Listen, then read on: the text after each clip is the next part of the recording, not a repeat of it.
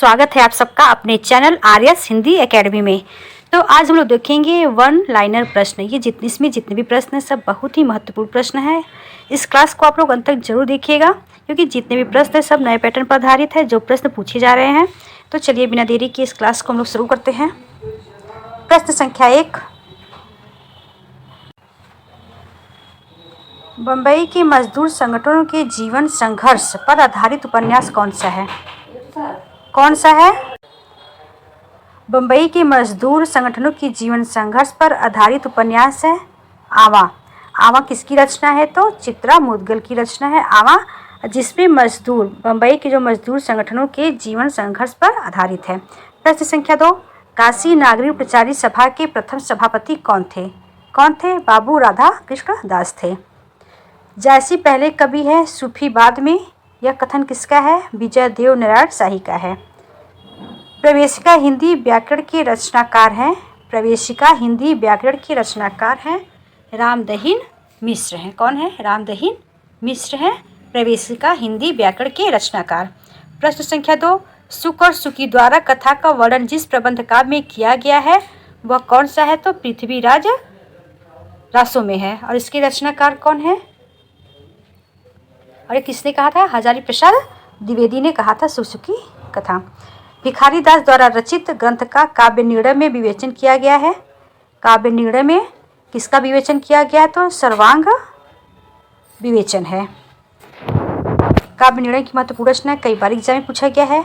सुधि मेरे आंगन की जग में सुख की सिरहन को अंत खिली। यह पंक्तियां किसकी है? तो महादेवी वर्मा जी की है। आगे देखते हैं।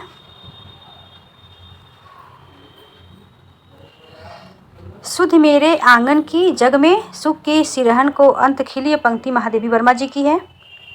यद्यपि 1942 के जन आंदोलन के समय इस गांव में न तो फौजियों का कोई उत्पात था और न आंदोलन की लहर ही इस गांव में पहुंच पाई थी, किंतु जिले भर की घटनाओं की खबर अफवाहों के रूप में यहाँ तक जरूर पहुंची थी। यह गद्यांश किसका है? तो कौन सी रचना? मैला आंचल की। और मैला आंचल किसकी रचना थी?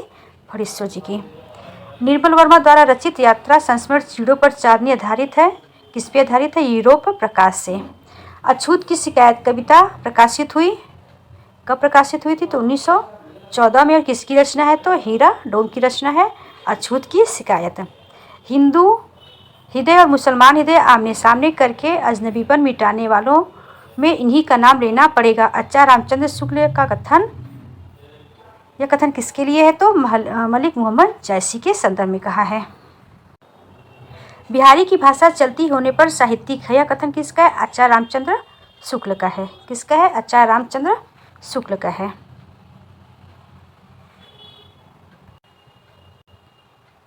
बिहारी की भाषा चलती होने पर साहित्यिक है। यह कथन किसका है? रामचंद्र शुक्ल का है। अर्थ सौरस्य ही कविता का प्राण है। यह कथन किसका है? आचार्य महावीर प्रसाद द्विवेदी का है। अर्थ सौरस्य ही कविता का प्राण है। यह कथन महावीर प्रसाद द्विवेदी का है। दो समानांतर कथा प्रसंगों पर चलने वाला शंकरशेष का नाटक कौन सा है? तो एक और द्रोणाचार्य। महत्वपूर्ण है, एग्जाम में पूछा भी गया है। कविता करना अनंत पुण्य का फल है। इस दुराशा और अनंत उत्कंठता से कभी जीवन व्यतीत करने की इच्छा हुई। यह कथन किसका है? तो जयशंकर प्रसाद द्वारा रचित उनकी एक रचना नाटक है स्कंदगुप्त में। यह कथन है कि कविता करना अनंत पुण्य का फल है। इस दुराशा और अनंत उत्कंठता से कभी जीवन व्यतीत करने की इच्छा हुई। प्रश्न दूसरा देखते हैं। और इसमें जितने भी प्रश्न बहुत ही महत्वपूर्ण हैं क्योंकि आजकल ऐसे ही प्रश्न बन रहे हैं एग्जाम में। तो इस क्लास को आप लोग अंत तक जरूर देखिएगा। चलिए आगे बढ़ते हैं।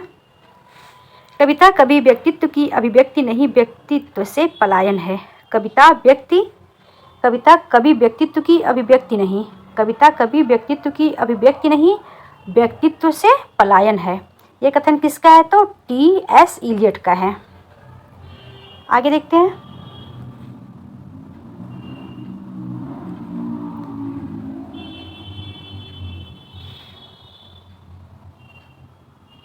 नागा अर्जुन द्वारा रचित मछुआरों की जीवन पर आधारित रचना कौन सी है? कौन सी है? नागा अर्जुन द्वारा रचित मछुआरों के जीवन पर आधारित रचना कौन सी है? वरुण के बेटे। यह मछुआरे जीवन पर आधारित है, महत्वपूर्ण रचना है। चौपाई छंद का पूर्व रूप है। चौपाई छंद का पूर्व रूप क्या है? अरिल्य। कुंडली से उद्भूत होने पर जो स्फोट होता है उसे क्या कहते हैं? नाद कहते हैं। कुंडली से उद्बुद्ध होने पर जो स्फोट होता है उसे नाद कहते हैं। गौड़ी संप्रदाय के संस्थापक कौन है? तो चैतन्य महाप्रभु हैं। कल्हड़ की राजतरंगिणी पर आधारित जयशंकर प्रसाद द्वारा रचित नाटक कौन सा है? तो विशाख है। जो उनका नाटक है विशाख है। किस पे आधारित है? कल्हड़ की जो रचना थी राजतरंगिणी पर। आगे देखते हैं।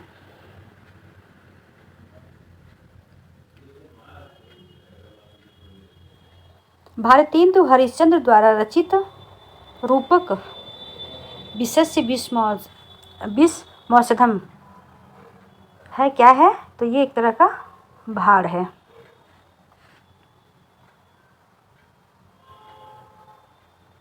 एक तरह का क्या है? ये भाड़ है।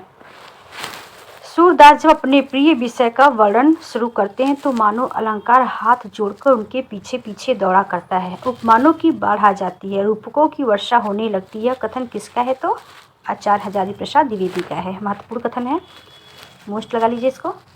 जन्म काल के अनुसार सही क्रम क्या है?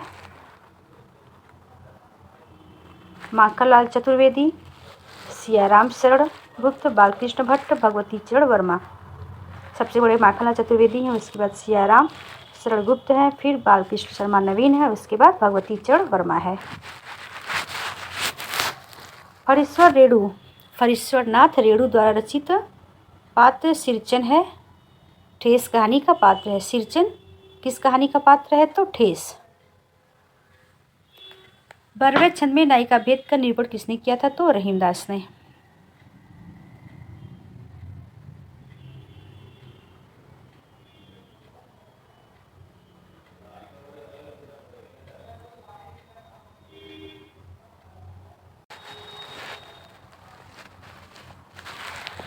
बारहवें छंद में नायिका भेद का निरूपण रहीम ने किया था।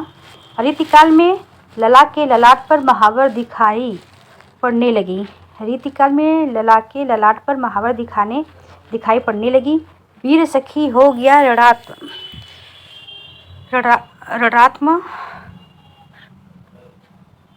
ऋणात्मक ध्वनि की बाहर आ गई। नाद योजना से मादकता को बढ़ावा मिला। ऋणात्मक ध्वनि की बाहर आ गई। नाद योजना से मादकता को बढ़ावा मिला। यह कथन किसका है? तो बच्चन सिंह का है।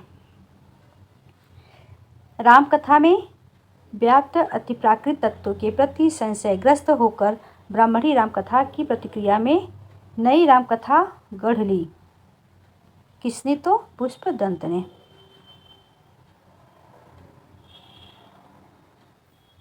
ध्रुवदास का वह ग्रंथ जिसमें गोसाई विट्ठल नाथ की प्रशंसा है तो भक्त नामावली में। ध्रुवदास की कौन सी रचना है जिसमें विट्ठल नाथ की प्रशंसा की गई है? तो भक्त नामावली में। गुण निर्गुण कहियत जहि जाके, इस पंक्ति की रचनाकार कौन है? तो रैदास। महत्वपूर्ण है। गुण निर्गुण कहियत नहीं जाके, गुण निर्गुण कहियत नहीं जाके, यह रैदास की पंक्ति है। दूसरा प्रश्न देखते हैं।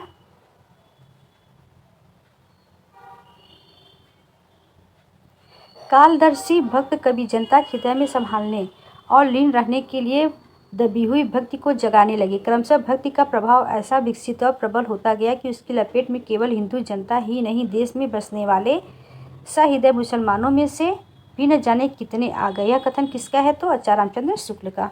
आचार्य रामचंद्र शुक्ल के अनुसार अपभ्रंश को लोक भाषा न कहकर देश भाषा कहा है। किसने? भरत मुनि ने। आगे देखते हैं दूसरा प्रश्न।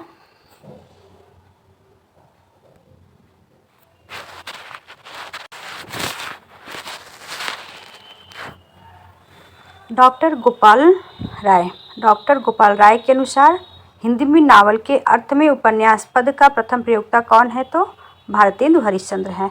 वैदिक सूत्रों के गरिमामय उद्गम से लेकर लोकगीतों के महासागर तक जिस अविच्छिन्न प्रवाह की उपलब्धि होती है, उस भारतीय भावधारा का स्नातक हूँ।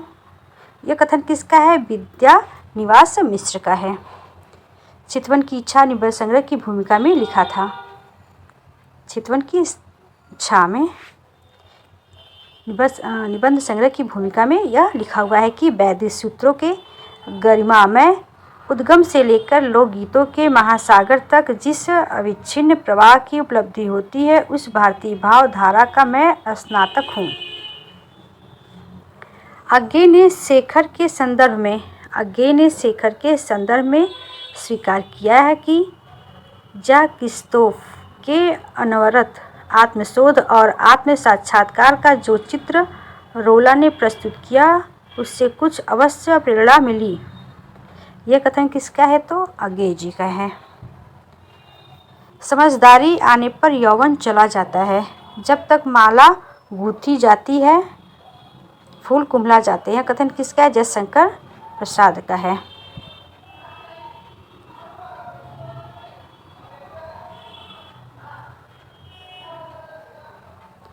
प्रश्न दूसरा देखते हैं।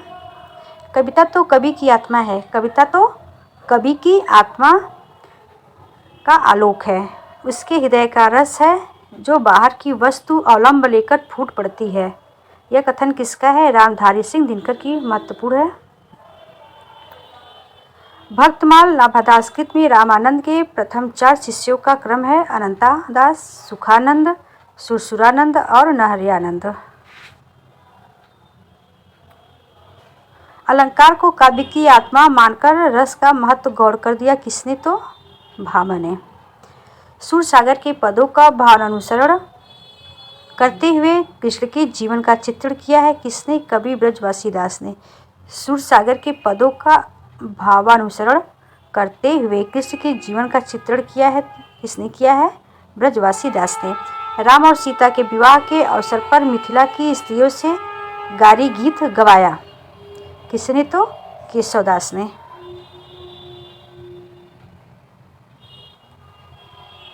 सुजान कुमार नायक है।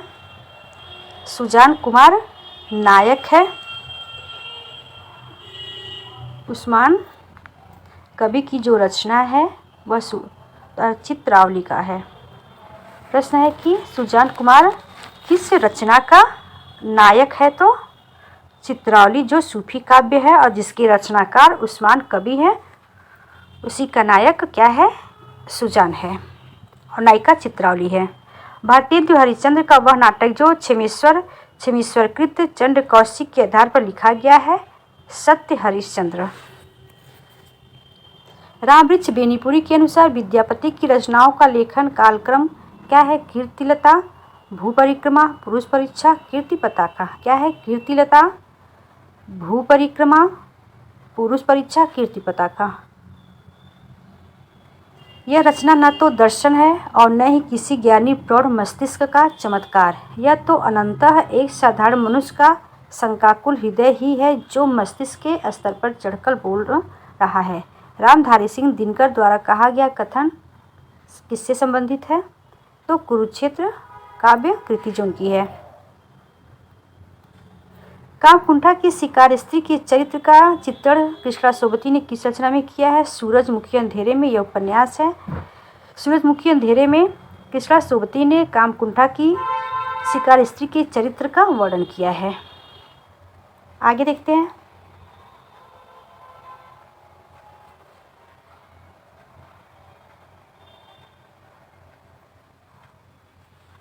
उन्नीसवीं शताब्दी के मध्यवर्गीय बनिया समाज के जीवन पर 19वीं शताब्दी के मध्यवर्गीय बनिया समाज के जीवन का यथार्थ चित्रण किया गया किसमें?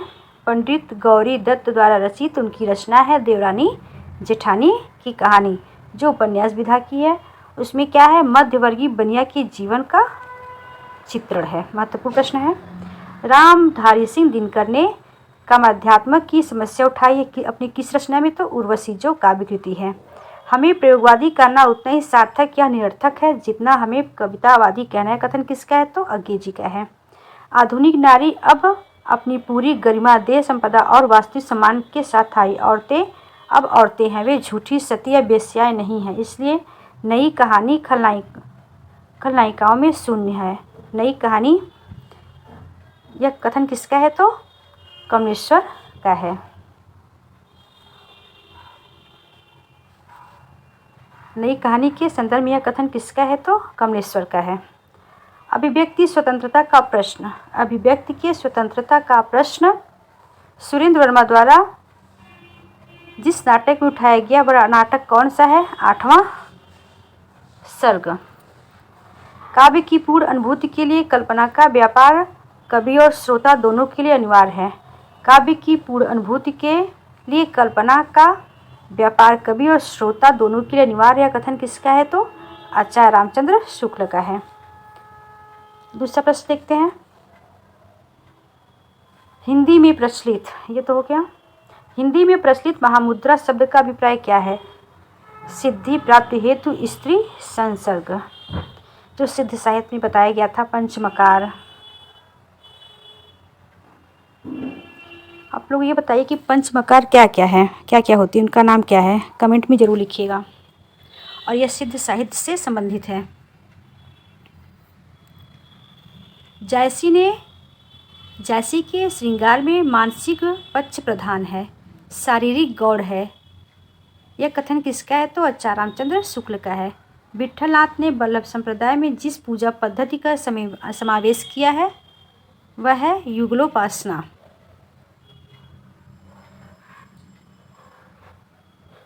डॉक्टर पीताम्बर दत्त बर्थवाल के अनुसार रामचंद्रिका क्या है? फुटकर कविताओं का संग्रह। प्रश्न ऐसे ही बन सकता है कि किसने रामचंद्रिका को फुटकर कविताओं का संग्रह कहा है तो डॉक्टर पीताम्बर बर्थवाल ने। प्रियंवदा व केशकंबली नामक पात्र अज्ञेय की जिस कविता के हैं वह कौन है? कौन सा रचना है तो असाध्य बीड़ा अज्ञेय की रचना है। भारतेंदु ने जिस प्रकार हिंदी गद्य की भाषा का परिष्कार किया उसी प्रकार काव्य की ब्रजभाषा का भी। यह कथन किसका है? रामचंद्र शुक्ल का है। कथा की परीक्षा इतिहास दृष्टि से नहीं काव्य की दृष्टि से होनी चाहिए। पुरानी कथाएं काव्य की ही अधिक है, इतिहास वे एकदम नहीं। यह कथन किसका है? आचार्य हजारी प्रसाद द्विवेदी, जो पृथ्वीराज रासो के संदर्भ में कहा है। आगे देखते हैं। हजारी प्रसाद द्विवेदी के अनुसार 14वीं-15वीं शताब्दी के हिंदू मुसलमानों सामंतों सहरसेना के सिपाहियों लड़ाइयों का जीवंत वर्णन है किसमें तो विद्यापति द्वारा रचित कीर्ति लता में है। सुर सागर में जगह जगह दृष्टिकूट पद मिलते हैं। यह भी विद्यापति का अनुसरण ग्रंथ है। किसने कहा? ये आचार्य रामचंद्र शुक्ल ने। वयः संधि और किशोर मन का मनोवैज्ञानिक अंकन करने वाला अज्ञेय का उपन्यास कौन सा है तो शेखर एक जीवनी।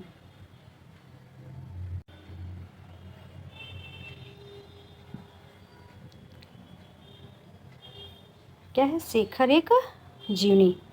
पद्मावती समय अंश है पृथ्वीराज रासो का। ये आप लोग इसको महत्वपूर्ण लगा लीजिएगा। सखी संप्रदाय का उपास्य तत्व क्या है? रूप और प्रेम।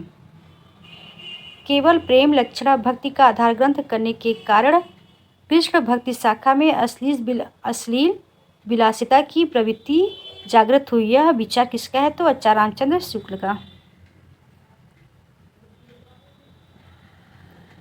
बर्बरता की पहली सीढ़ी से सभ्यता की अंतिम सीढ़ी तक युद्ध मनुष्य जाति का साथ देता है। बर्बरता की पहली सीढ़ी से सभ्यता की अंतिम सीढ़ी तक युद्ध मनुष्य जाति का साथ देता है। कथन किसका है तो महादेवी वर्मा का है। और ये कौन सा रचना इनका है तो युद्ध और नारी। रईस साहूकार मदन मोहन के अंग्रेजी सभ्यता की नकल और अव्यय की कथा किसमें है तो लाला श्रीनिवास दास की रचना है। परीक्षा गुरु में है। क्या है? रईस साहूकार मदन मोहन के अंग्रेजी सभ्यता की नकल और अव्यय की कथा इसमें है। परीक्षा गुरु में। रीतिकालीन आचार्यों की 3 श्रेणियां हैं। कौन कौन सा? उद्भावक आचार्य, व्याख्याता आचार्य और कवि शिक्षक आचार्य। सिपाही और पुष्प की अभिलाषा कविता के लेखक कौन हैं? माखनलाल चतुर्वेदी। वे दिन, रुको कि नहीं राधिका, सात नदियाँ एक समुद्र उपन्यास में समानता है। ये सभी विदेशी पृष्ठभूमि पर लिखी गई हैं। कौन कौन सी रचनाएं विदेशी पृष्ठभूमि पर लिखी गई हैं? वे दिन, रुको कि नहीं राधिका, सात नदियाँ एक समुद्र। आगे देखते हैं।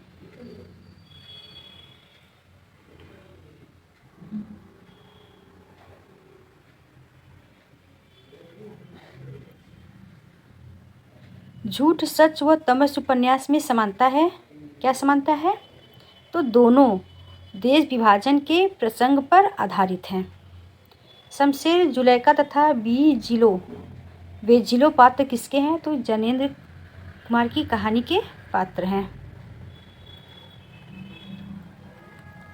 शमशेर, जुलेखा और बेजिलो।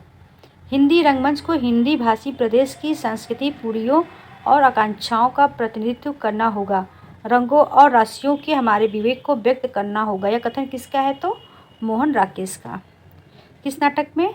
आषाढ़ का एक दिन की भूमिका में यह लिखा गया है। तुलसीदास की विलक्षण प्रतिभा इस बात में है कि उन्होंने भक्त और रचनाकार की भूमिका का एक साथ सफल निर्वहन किया है। यह कथन किसका है? तो रामस्वरूप चतुर्वेदी का है। आगे देखते हैं।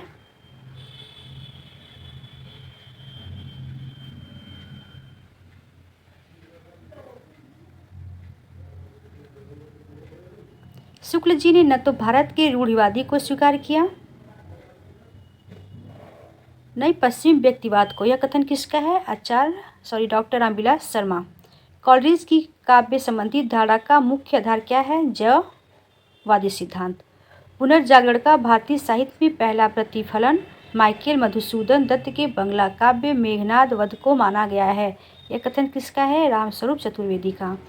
बच्चन सिंह ने सिहरसा गया उसके हाथों की अभ्यस्त निठुराई को जैसे किसी मानवीय कोमलता ने धीरे से छू लिया। यह कथन किसका है? कमलेश्वर द्वारा रचित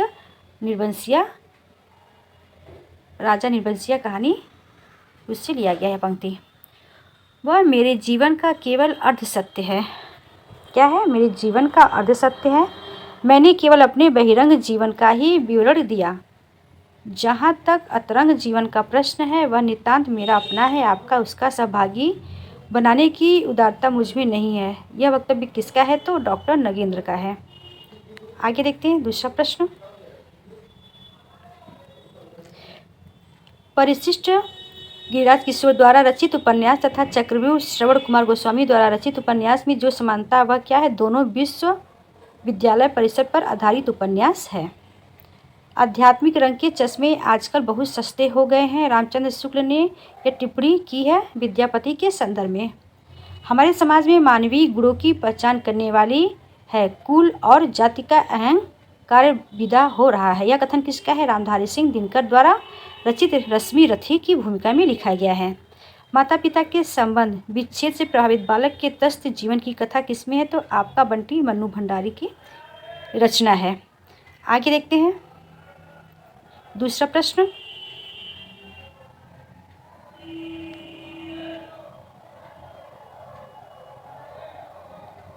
संस्कृत के वर्णवृत्तों पर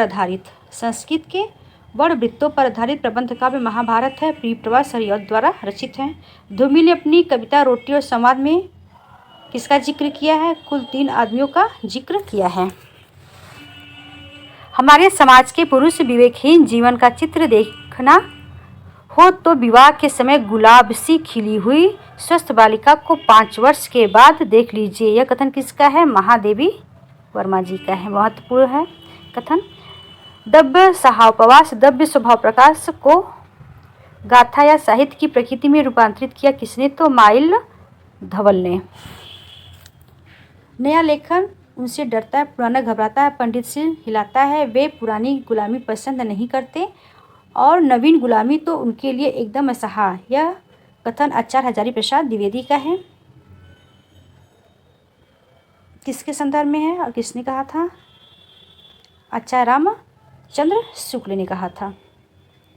रिचर्ड और लीजा भीष्म साहनी के उपन्यास के पात्र हैं। इस उपन्यास को तमस।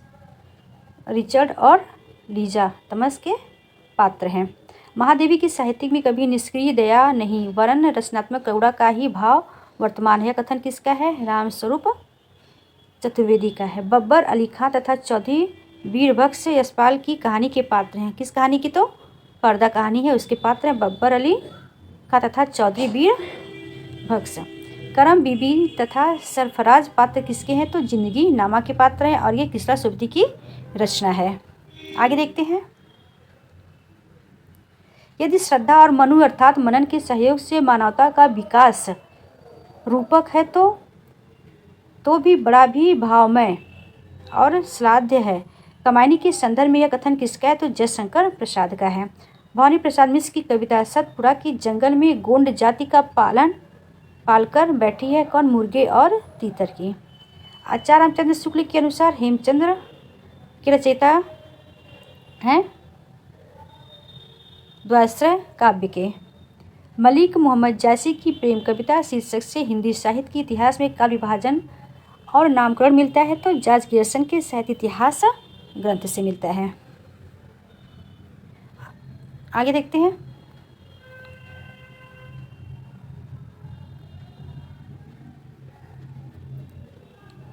आधुनिक ईरान की पृष्ठभूमि पर रक्त रंजित क्रांति का चित्रण करने वाला उपन्यास कौन है?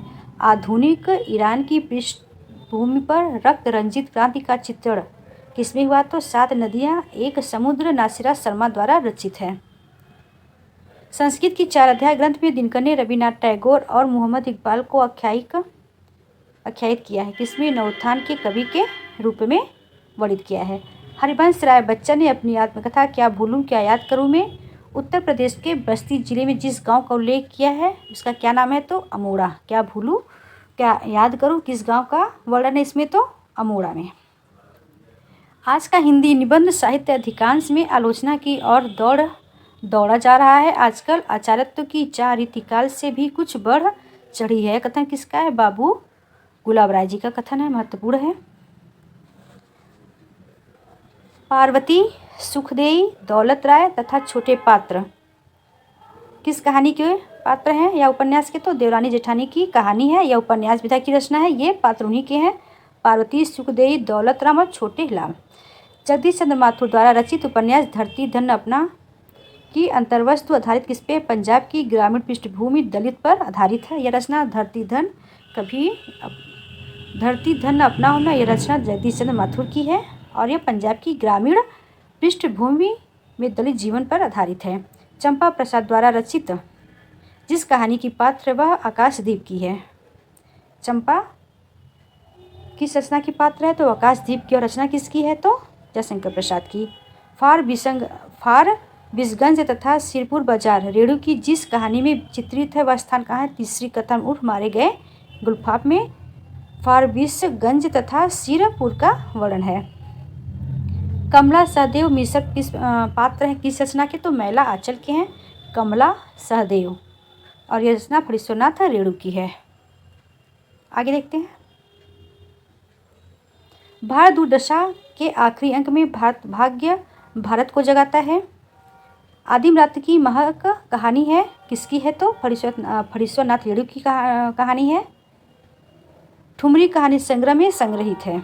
क्या? आदिम रात्रि की महक। चंद्रदेव से मेरी बातें हिंदी साहित्य की पहली कहानी है। चंद्रदेव से मेरी बातें हिंदी साहित्य की पहली कहानी है जिसने अपने समय की राजनीति अर्थनीति को केंद्रित बनाया। यह कथन किसका है? तो भवदेव पांडे का है। भवदेव पांडे का है। इतिहास की व्याख्या द्वंद्वात्मक पद्धति के आधार पर होनी चाहिए। यह कथन किसका है? तो हीगल का है। महत्वपूर्ण कथन है। चंद्र बरदाई ने पृथ्वीराज रासों में मुख्यतः छंद का प्रयोग किया है किसका? तो कवित्व छंद का। तो आज के लिए इतना ही। मेरी क्लास आप लोग को कैसी लगी? अगर अच्छी लगे तो लाइक और सब्सक्राइब जरूर करिएगा। फिर मिलते हैं नेक्स्ट वीडियो में नए प्रश्नों के साथ। तब तक के लिए नमस्कार।